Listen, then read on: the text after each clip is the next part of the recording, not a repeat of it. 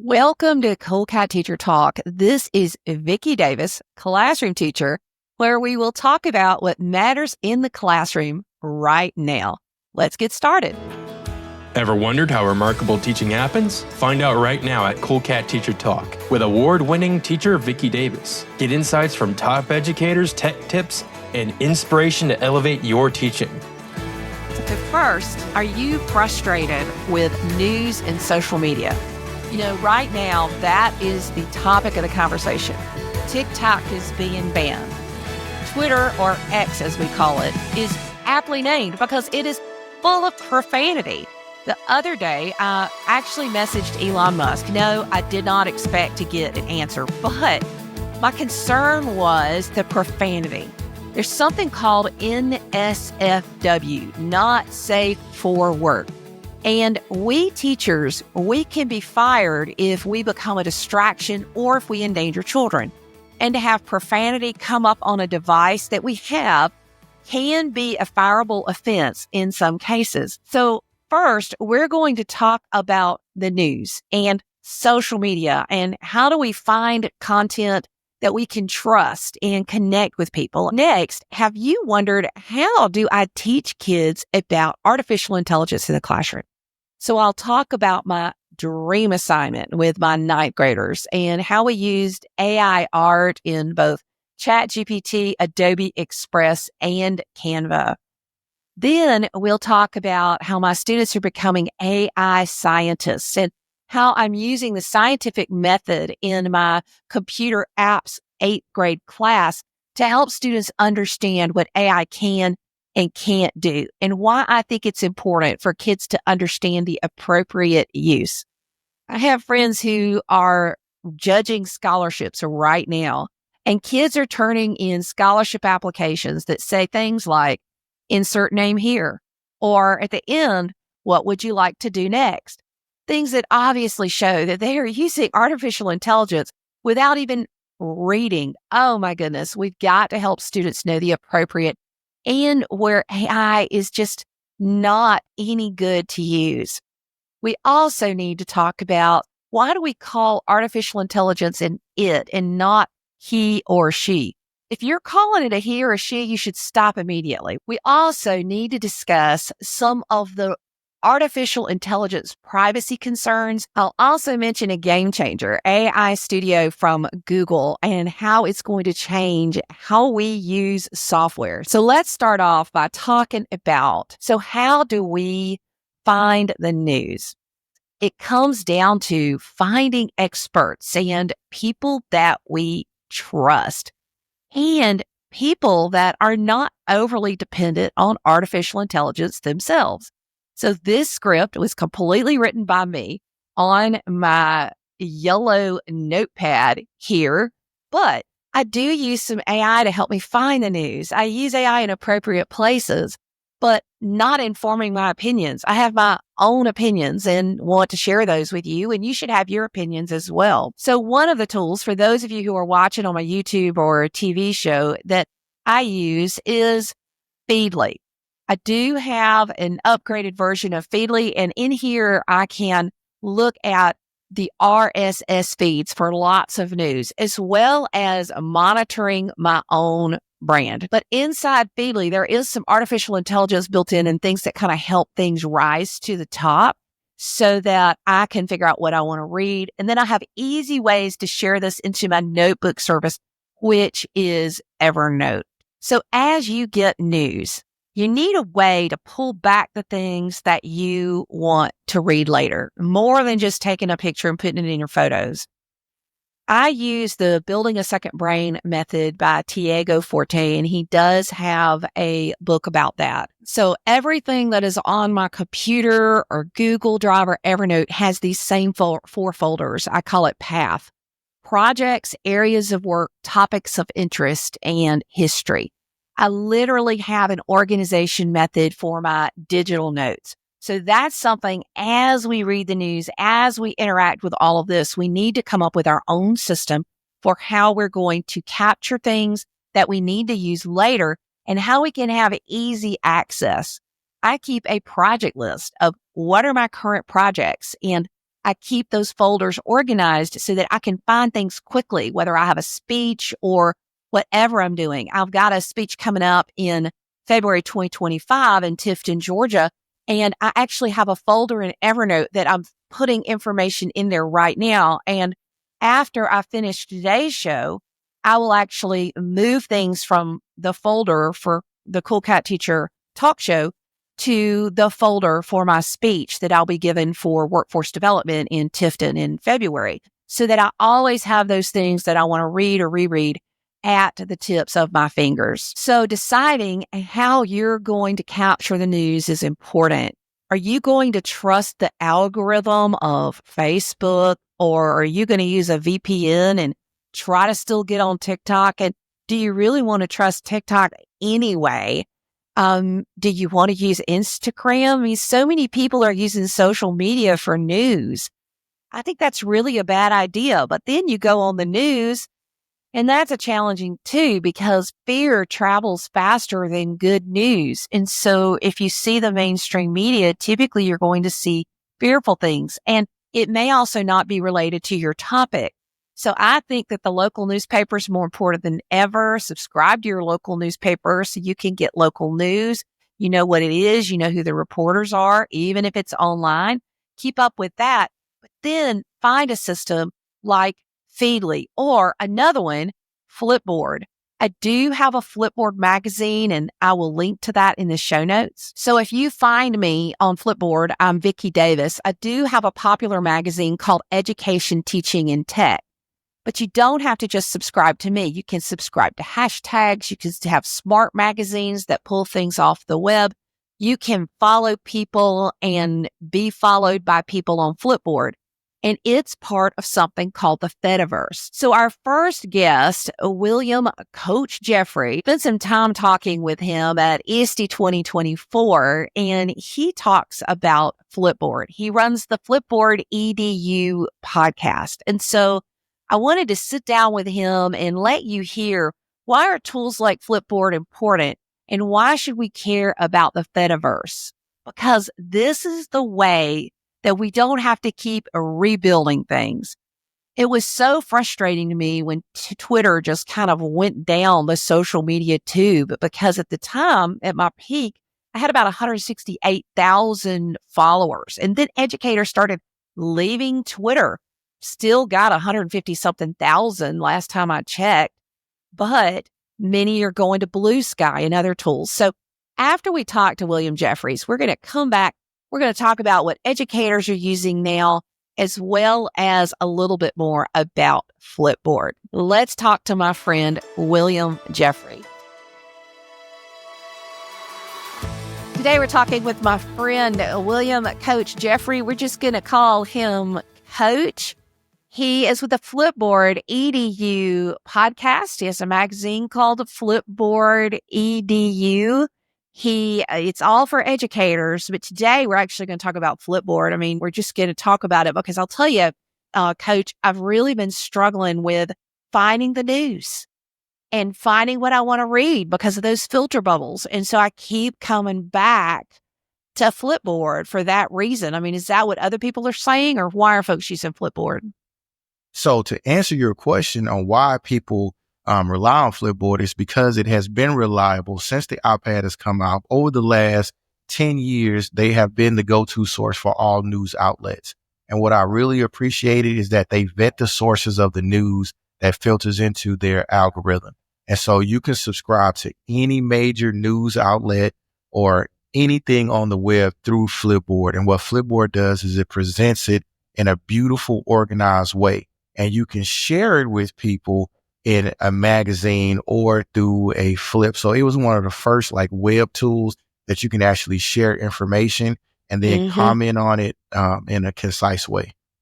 Well, and one of the things I've always liked is they let you follow hashtags on different social media sites. So I can say, I want to follow EdTech on this, and this site. And there's something called an RSS feed. Just about any blog or tool that has that type of feed, you can pull it to come in there, and you're basically flipping through it and reading it like a magazine. And yes, Flipboard has always been a leader in that space of curating what activity you want to see in your own magazine. And so what that feed does, it gives you an unfiltered access to hashtags, unfiltered access to people who you subscribe to.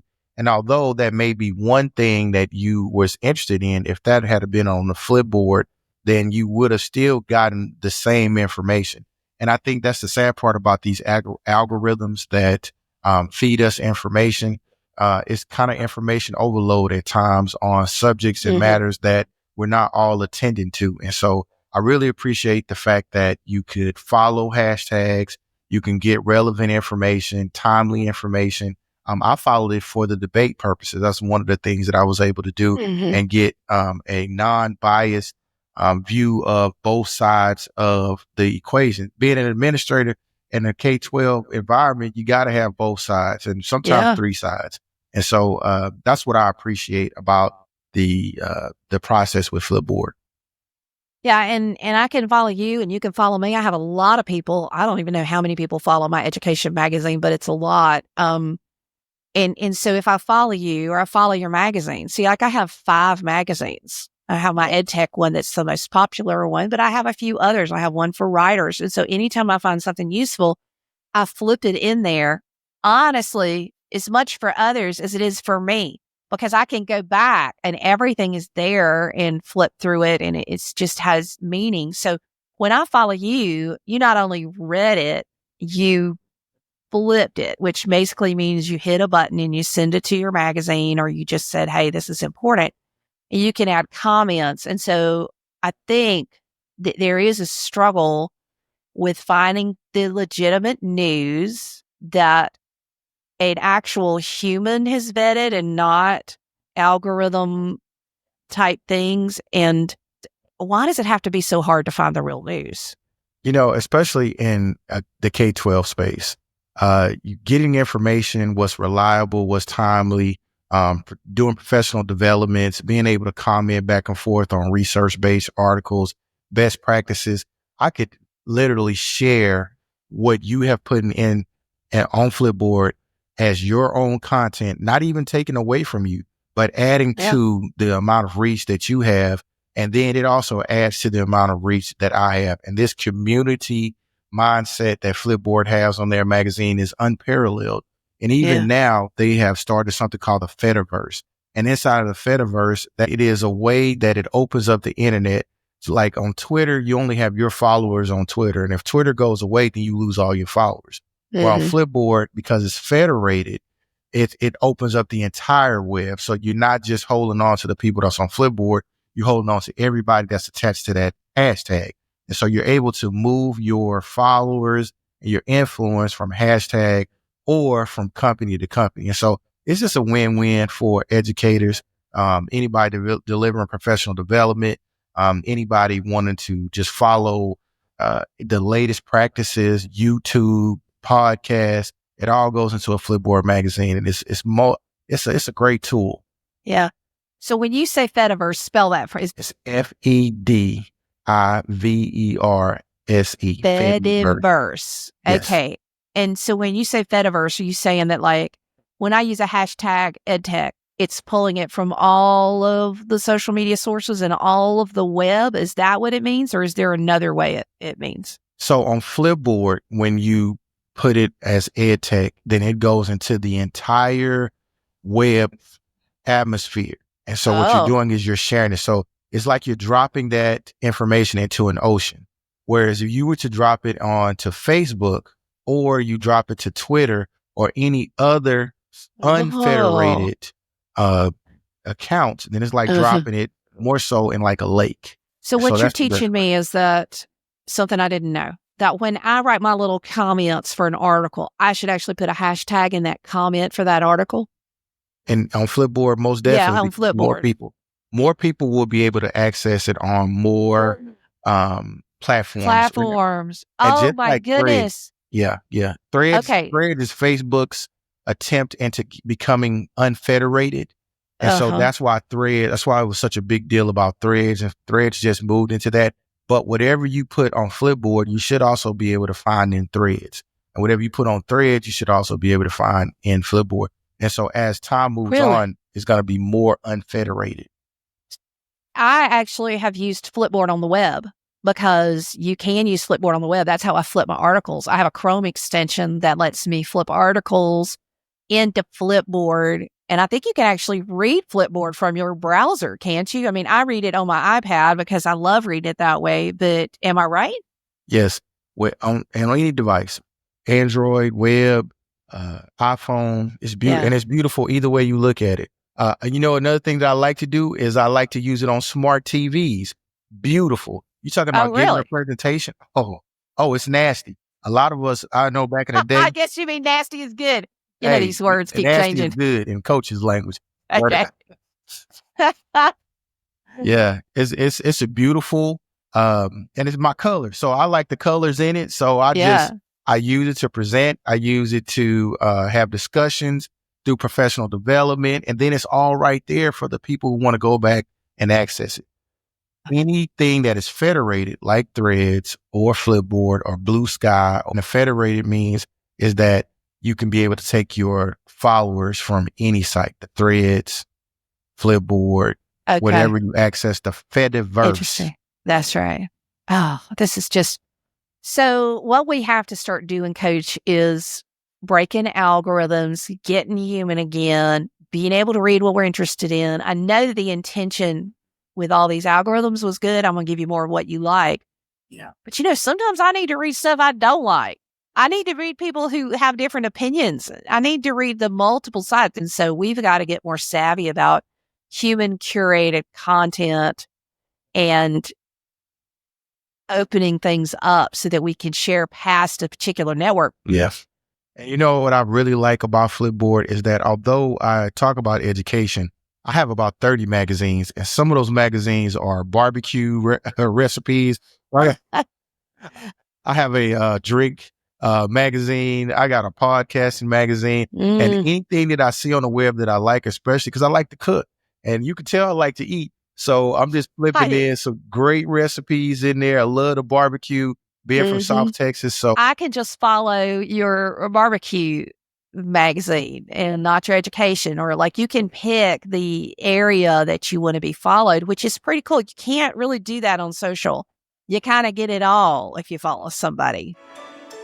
So we've talked about and learned about the Fediverse. And so what is it and how do you get started? It kind of makes sense to have a Fediverse account because that means you can move it anywhere and move your followers anywhere and that sort of thing. So I am on Blue Sky, which is a member of the Fediverse, and Edu Sky is very, very popular there. My friend Alice Keeler has a list of all the educators that are there. And I'm Cool Cat Teacher everywhere. If you are able to get the same handle everywhere, that does help people find you. Now, there is a Chrome extension called Sky Follower Bridge that does help you pull those that you are following from Twitter to Blue Sky if you can. It has a lot of educators on it now, though, and we can control who we're following and that sort of thing. One of my issues with Twitter is that I couldn't unfollow Elon Musk. And while I wish him nothing ill, and I know I'm just a teacher, my issue is that he has a lot of profanity in his posts, and that makes it not safe for work. The other place that people are going is to a place called Mastodon. Now, Mastodon has a lot of different servers, but if you have a Mastodon account, you can follow people on a lot of different servers. So here's how I picked mine today. I went to this website, mastodonservers.net/servers/top, and looked at the top Mastodon servers. And I picked one with a lot of people on it that talk about technology. That's because I teach technology in the classroom and I want to stay up to date. And my profile is a Cool Cat Teacher at techhub.social. Now, you can look and see a lot of the popular Mastodon servers, but Mastodon is not like any of the other networks because you can follow anybody on any Mastodon server. I just went on this server because I was interested in technology. The nice thing is that the header for Mastodon is the same size as Twitter. And honestly, it looks a lot like Twitter. So it's a very familiar format for most of us. Another place that people are going to connect and read is Substack.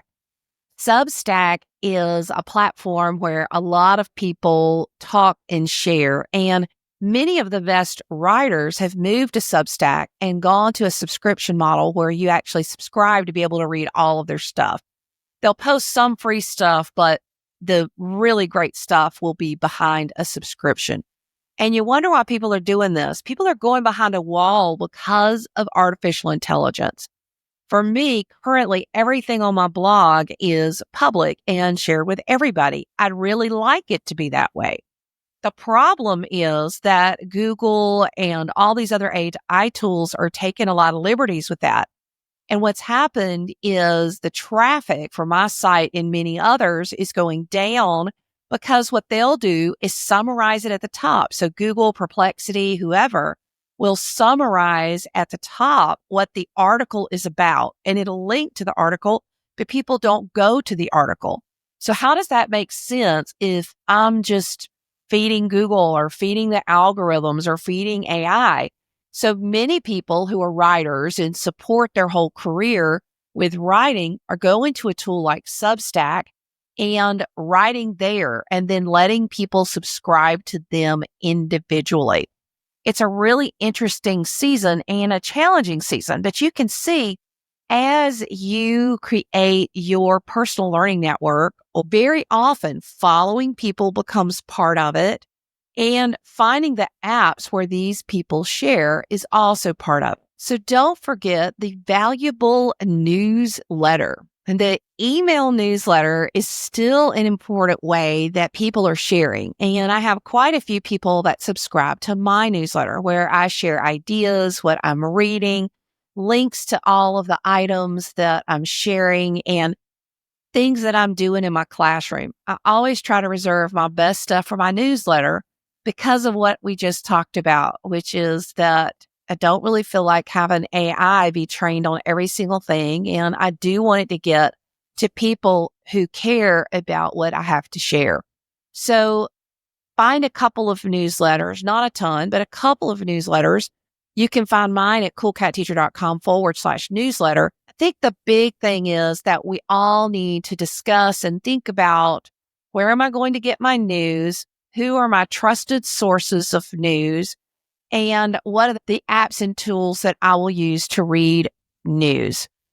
The issue is, if you are depending on the social media algorithms or even the algorithms of Google to bring information to you, you are kind of delegating your life's work, and everything you accomplish to trusting the algorithm of all these different tools. You are trusting Google search to bring you what you want. And face it, all of these are for-profit companies. And I'm not against for-profit, but what I am for is learning communities, and being intentional about what we do. This is your life. This is your time and your opportunity to make a difference. Are you really going to delegate that to some algorithm that's just trying to get you addicted? Because remember, the purpose of AI is to keep you using AI. That's why it doesn't insult you. Why it doesn't tell you that you're wrong. And the purpose of social media is to get you to use social media more, whether it's good for you or not. The whistleblowers about Instagram should have taught us that. They're saying, hey, teenage girls who use Instagram more than this like ridiculous number, like 2 hours a day or something, are more likely to be depressed and have suicidal tendencies. Like, don't these whistleblowers teach us something? The social media companies know that when people use their platforms too much, that it causes psychological harm, but yet they don't do anything about it. TikTok, and yes, I do support the ban of TikTok, although I'm not sure it's practical or realistic, because people are just going to use virtual private networks or VPN to go around it. And basically the ban means you can't download the app anymore, but everybody who's already on there is still going to be able to access, is still going to be able to use it. Not sure that that is good either. But the big issue is if you look at the form of TikTok that's in China, it's educational videos.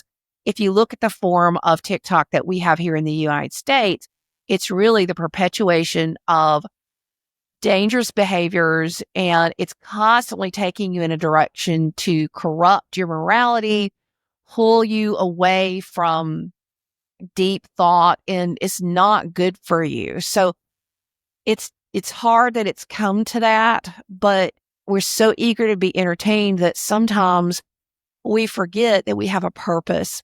I think about a youth worker who said that he had an experiment at a youth camp. And what they did was they took the kids away and everybody put their phones down for like 15, 20 minutes, not a long time. And every kid had to like go sit alone. And at first the kids were like, oh, well, what am I going to do without that phone? How am I going to leave that phone in the basket? But then when they came back, their faces like lit up. And some of them were like, I don't think I've ever been alone in the quiet. I mean, would you always have your earpods in and you always have your headphones on and you're always consuming and you're always looking and you go to the bathroom for goodness sakes and you're looking at videos and there's never a moment where you can think. That's not healthy. That's not good for us. So this whole digital literacy, information literacy, how am I going to consume knowledge? Can I put that phone down? Can I read? Personally, I think books are more important than ever. Many years ago, I read in a Brian Tracy book that if you wanted to be in the top 10% of your field, you could do that by reading an hour a night.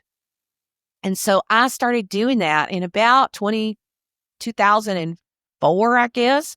I started blogging in 2005 and within a year was traveling and speaking about my profession, which is teaching with technology in the classroom. And it was really true. It was reading books that made the difference. And you say, well, Vicki, I listen to podcasts and listen to TV shows and I have all this media consumption that I have, but you still need to remember that books have a longer process. They have more people involved, more editing involved. And if you get the right person, and you have to be careful, there's AI trash books out there now. But if you follow the person and it's attached to their author profile, I follow authors on Amazon. When I read a book I love, I go back and I hit the follow button, and then I want to know about everything that author writes. And usually I'll get their newsletter, I'll follow their blog, I'll add them to my RSS feed. I'll do the things so that person can speak truth into my life. And when that person doesn't work for me anymore, then I remove those things. I don't follow them on social media. I don't follow them to other places. But many years ago, my pastor, Michael Katz, said that when he took a class, he took a person. He didn't take the subject. He took the person. And what that meant was when an amazing person taught, he would just go learn what they had to say no matter what, because you become like the books you read, the places you go, the people you hang around. And when you live in a small town like I do, or live anywhere, you can't always choose the people you hang around. You can't always choose the person who's in the classroom next door or the person who lives next door. But you can choose the people you bring into your life. Like, who are you going to listen to on Audible? Who are you going to listen to in books? Those things are important. And then the other question you have to ask yourself is, how are you going to innovate? So I have my 3-2-1 strategy. Okay. So I keep a list of my big 3. What are my 3 things that I want to learn? Right now, I have learn about ChatGPT tasks. I want to do that. My second thing is I've got to dig more into Adobe Express. I activated something called Stable Diffusion the other day, and I'm looking at the differences between Canva and Adobe Express just to figure out which one does what best. And then the third thing, I'm also exploring all the new features in Adobe Premiere Pro Beta, which has something called generative video in it. So I can extend a video and it will generate the frames. Now, how does that work? I don't know, but these are the things that I have on my list.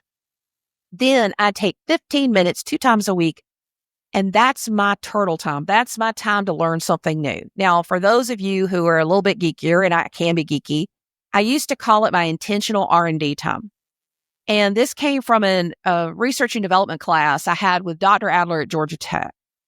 And one thing that he talked about is that R&D, research and development, pays off at a 5 to 10 year point. So when somebody cuts their R&D, a company cuts their R&D, then they won't see it for maybe 5 years, but they will see it after that point. We kind of saw that with Apple in some ways when Steve Jobs got off the scene. They kind of got through all of his innovations and then they had to reinvent themselves and figure out what they were going to do and kind of struggled for a little while.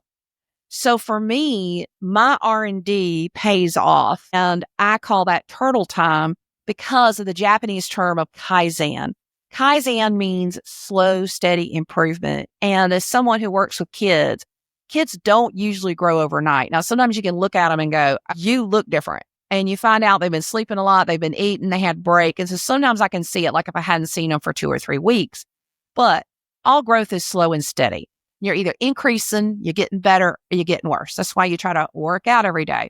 So how are you improving and what are you doing? And so my turtle time gives me that dedicated time to explore and learn new things. And then the last one is really important because if you want to make it permanent, you teach it.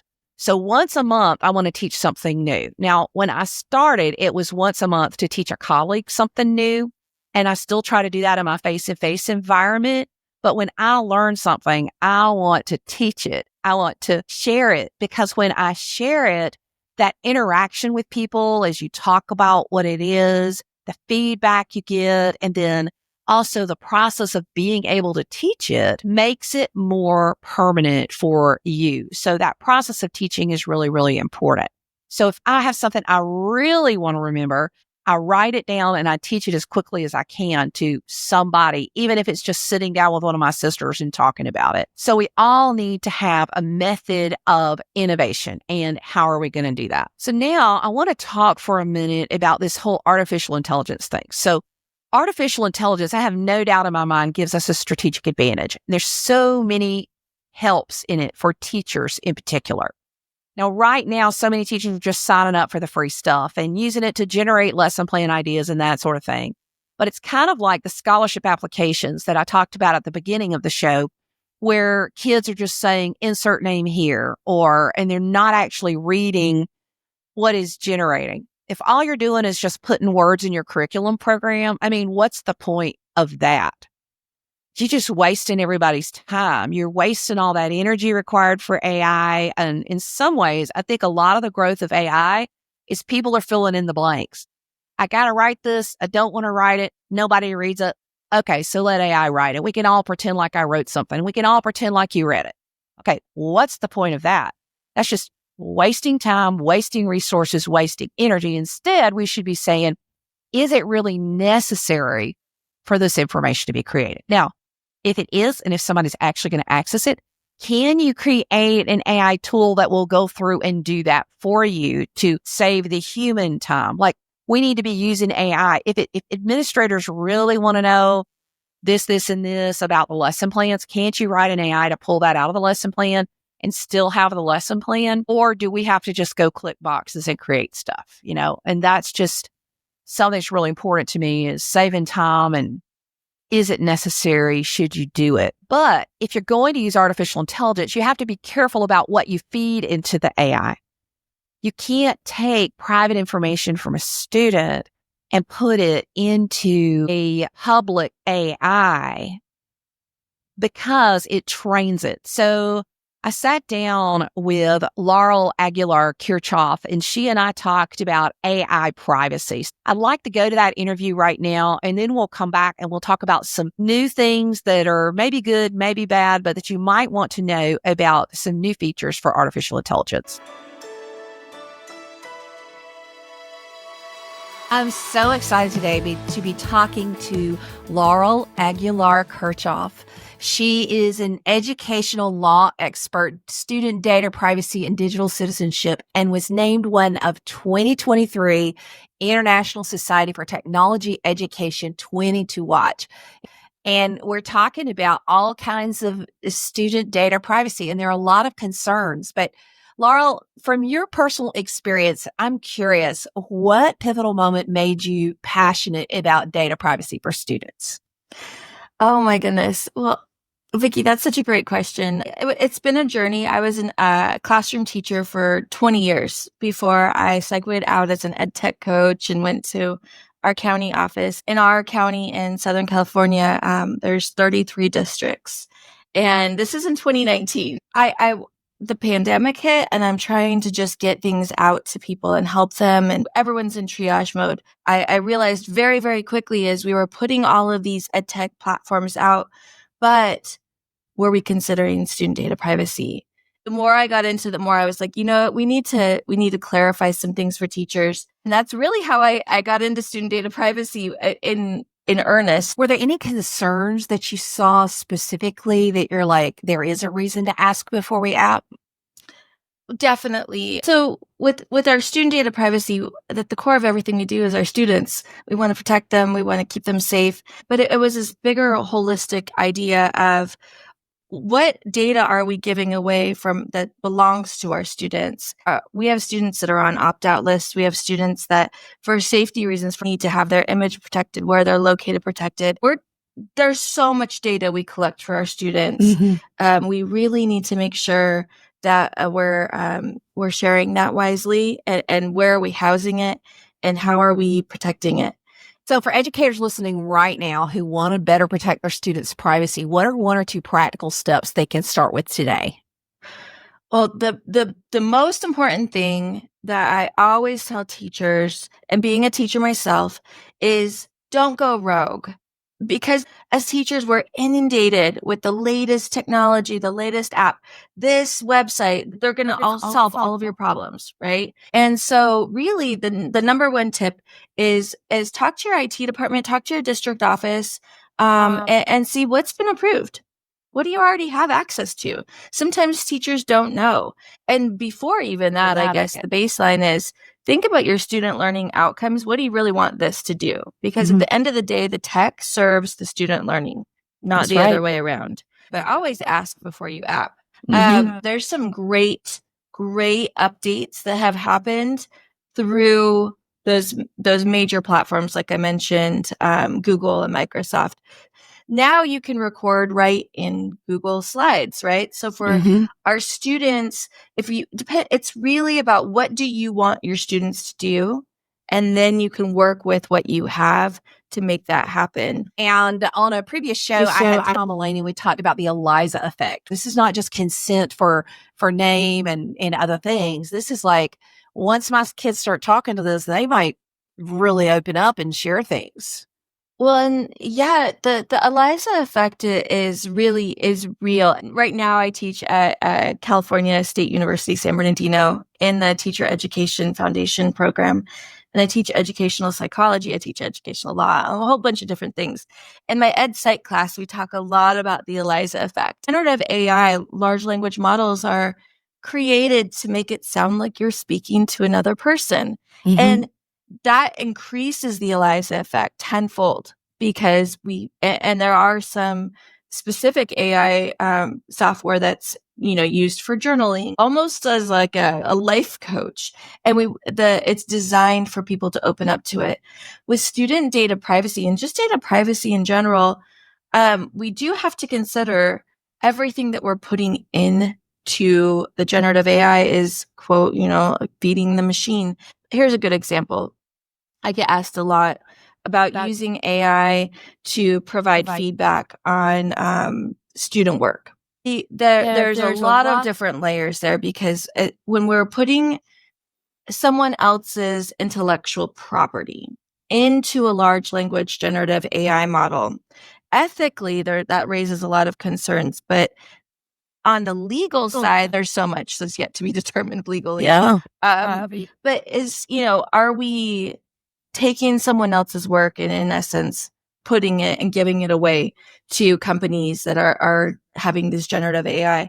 Our number one concern as educators is we have to protect our students. So first and foremost, this brings up digital citizenship, media literacy, all of the things we need to teach our students, but then adding that next layer of AI literacy and really demystifying for our students how large language models and generative AI works, how it scrapes the internet, how you're feeding it when you're entering things in, and then how what we're getting back might feel human. It might feel less machine-esque, but it's really not a human on the other end. And we need to protect ourselves. And even without AI, I was talking to my niece.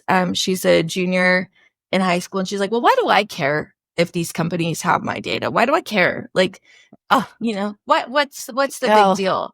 And that to me was so eye-opening. And I was like, so then I go into full teacher mode and, instead of aunt mode. And I'm like, well, and so I realized there's just a lot of baseline information that we need to get out to teachers, to students, to admin, so we can have these conversations before we can even talk about why you need to protect your privacy. Let's talk about what's actually going on.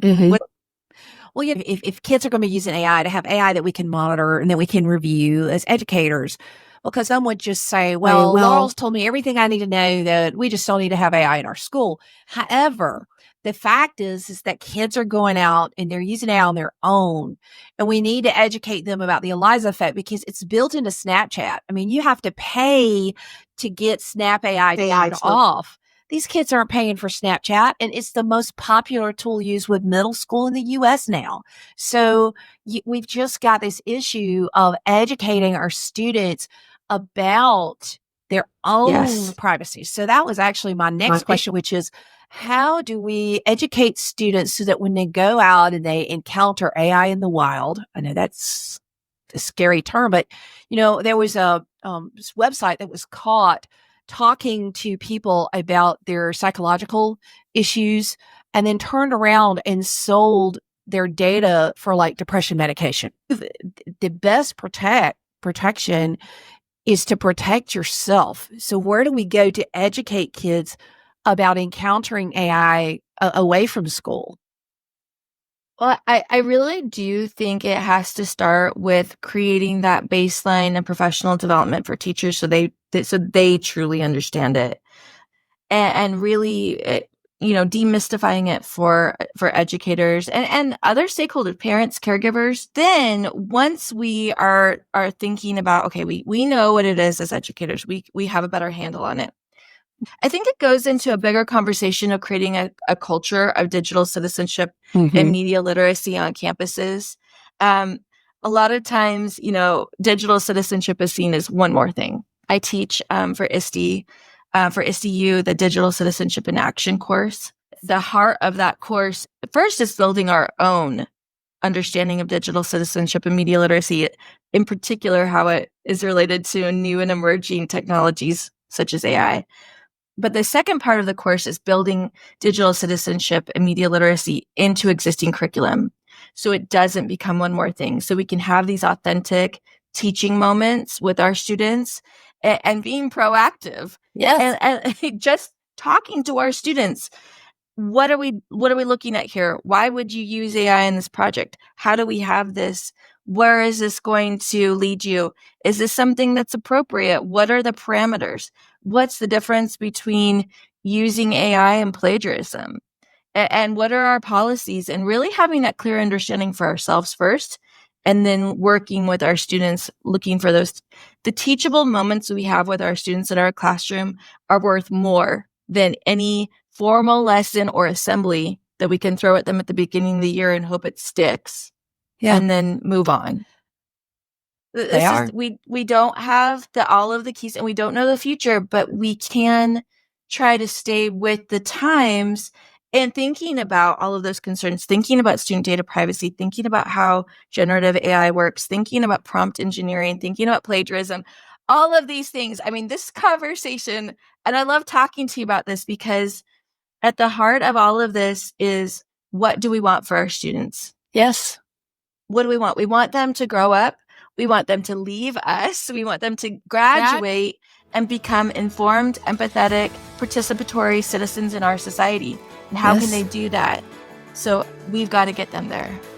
So one thing that is now available is GPT-4o with scheduled tasks. And this has features that are built in it that can schedule tasks for us. To me, reminders aren't so great, but we need to know that where we're heading is the agentization, that's kind of hard to say, or making AI agents, which is, in addition to reminding, it's just going to do it. So instead of a reminder to promote the latest podcast episode, you can actually say, when there's a podcast episode, I want you to promote it for me. So we're moving to the point where we will be able to delegate the use of AI and have it do some things for us. So that's where we're heading. It's called ChatGPT Tasks. Now, I'm in ChatGPT 4o, and I want to mention something that happened in class. So I call it the Dream Project, and I had quite a few objectives. Number one, I wanted to teach students how to do tabs in Google Docs. So now every project students have,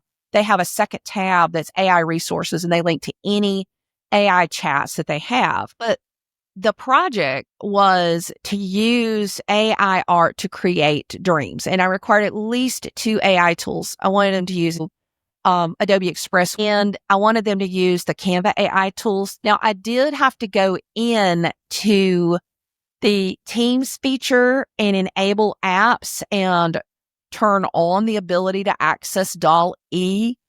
DALL-E is built into ChatGPT. It's their generation engine. And so students were creating prompts for their dream houses and that sort of thing. But a lot of the students really struggled writing the prompts. They weren't getting the complexity they wanted. So a lot of times giving students a starting prompt helps them understand how to interact with AI. This was the prompt.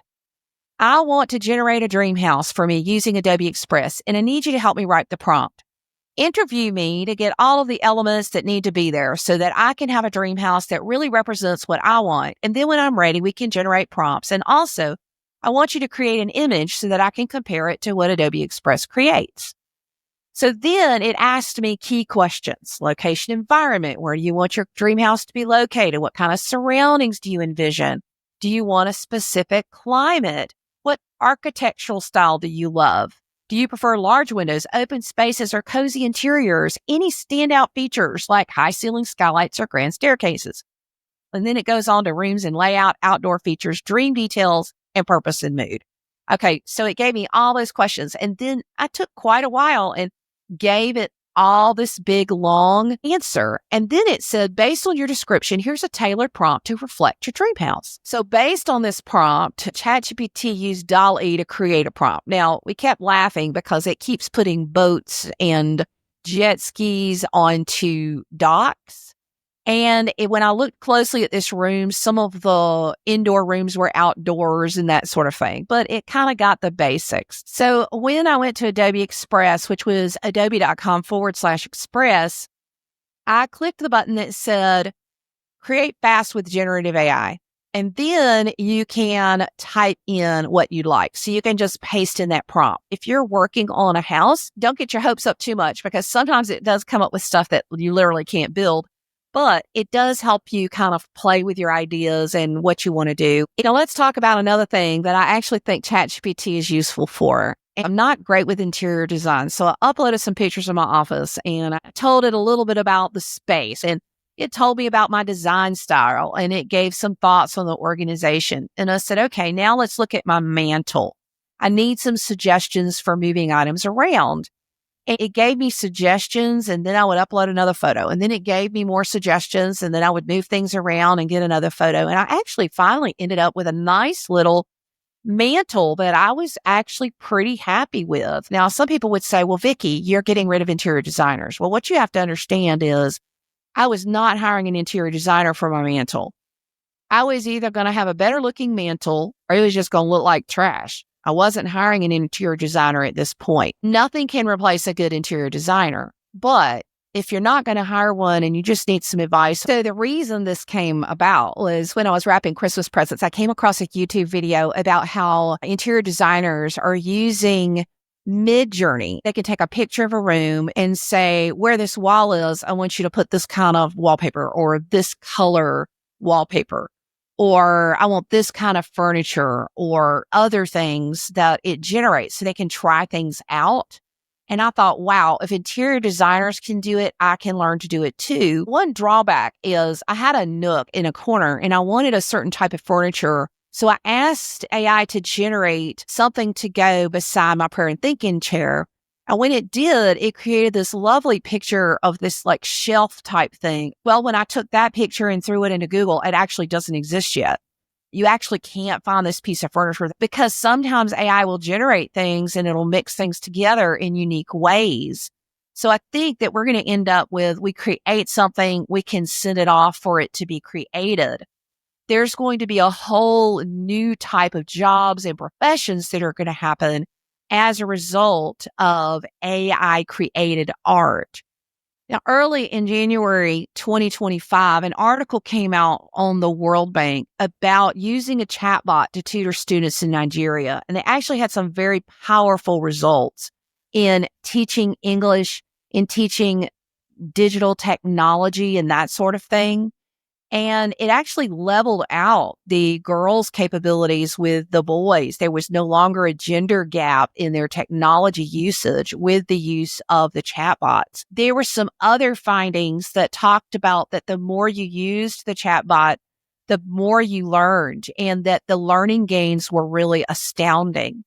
There are places where chatbots will be used that are so important, but I want to caution all of us. I read Jason Thacker's book about artificial intelligence, and it really taught me a lot about the morality and ethics of using artificial intelligence. It is so important that AI is always depicted as an it, never as a he or she.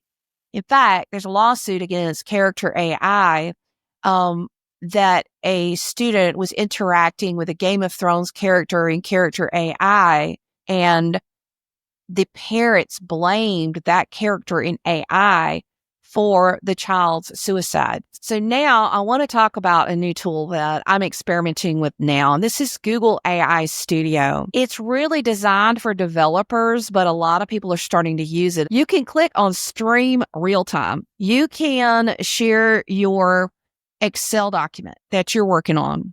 And you can also turn on your microphone and you can talk to Gemini about what you're trying to do. You can say, I'm trying to create a pivot table, and it will guide you through step by step. One of the most powerful demonstrations I saw was somebody was learning DaVinci Resolve, which is a difficult movie making program. And Gemini was able to talk them through the steps of doing that. Personally, I believe tech support is one of the greatest things that AI will be able to do, but it also points to where we're heading, that eventually we may be talking to our tools and asking it to do this or asking it to do that. Now, I had a student who was having a challenge in Canva and found out they were trying to find a video on YouTube. And I was like, stop. That is so last year. And I taught them to go into ChatGPT and go to the custom GPT tech support advisor and to ask the question, and they were able to get the answer just like that. So I think using tech support advisor GPT by this time next year will be so, quote, last year, because we'll be using things like Stream Real Time with Google AI Studio. Now, what does that do for someone like me? Well, I don't do point and click teaching. I create meaningful projects for my students, meaningful experiences. Billy Graham once said that if you want to teach students, you don't give them answers, you create problems. So right now, I have students in my 8th grade class generating essays. Some are human generated, some are using AI for pre-writing, some for post-writing, some for proofreading, all different forms, so that we can compare the differences in their papers. That's a problem they have to solve. They're working in teams. They have to work together. They have to use the collaborative tools. If you're a person who teaches computer apps and you're just totally point and click teaching, I think AI could probably replace that.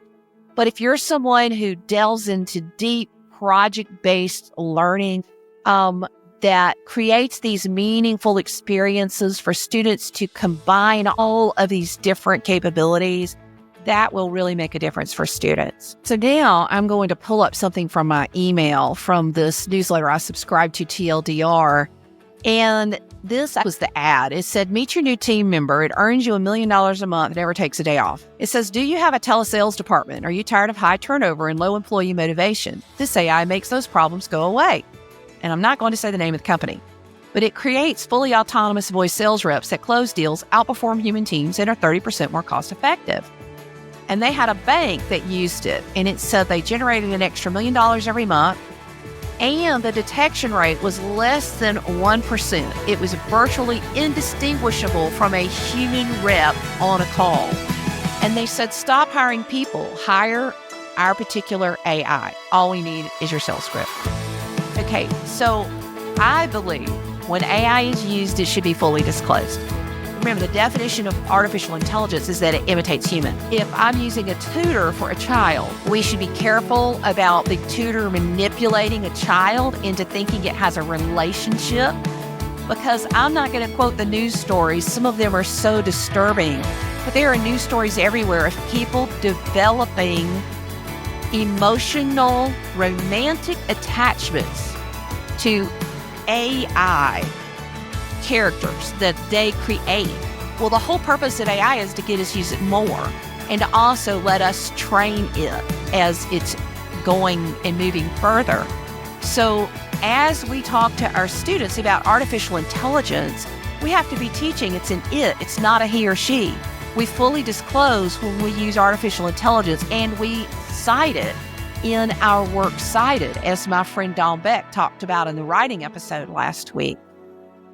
Artificial intelligence is here, but we are running harem-scarum into the future without even thinking about what we're doing. The other thing I'd like to mention is that Peter Diamandis, in his book, The Future is Faster Than You Think, said that when AI jumps on the back of any technology, we have exponential change.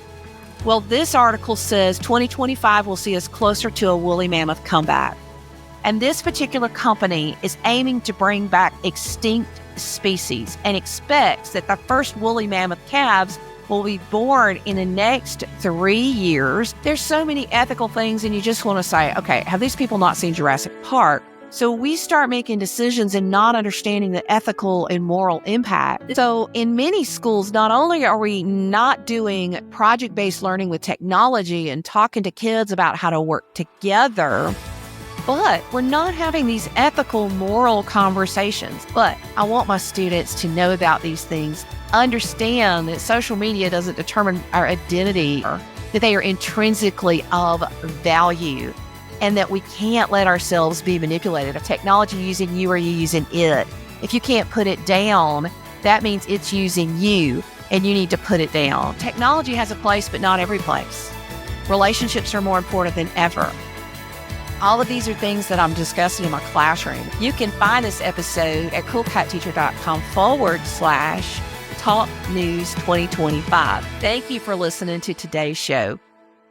Stay in the loop. Visit coolcatteacher.com. See you later, educators.